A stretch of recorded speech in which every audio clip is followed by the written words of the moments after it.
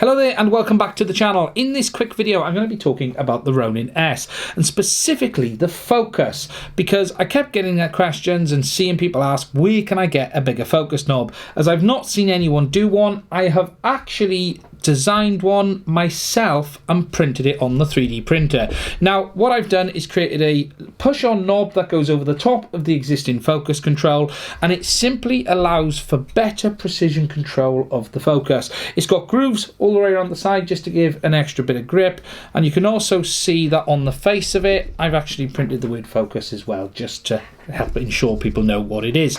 As I said, it simply pushes over the top of the existing knob. It's a nice tight friction fit and it's as simple as that. Now I've made it in 3 different sizes. I've made a 70mm version, which is the one I've got on here. I've done an 80mm version, and I've done a very large 100mm version as well. And again, the links to those STL are in the description of this video.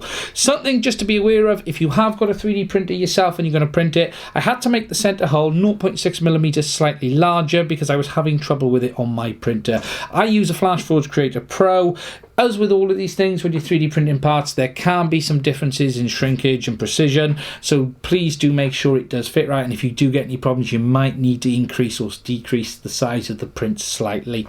However, overall it's pretty much as simple as that. As I said, this one is the 70mm I've got on here, and for me it's actually about perfect. I don't think I would want the larger one than that. I've actually got the 100mm on print as we speak right now. I'm going to pop that on and see how it is. That's pretty much it for this video. If you're after the Ronin S, there's a link to that in the description of this video, the Ronin S and the Essentials kit as well. Please do subscribe to the channel. There's a link in the bottom right hand corner, and I'll do another video again soon.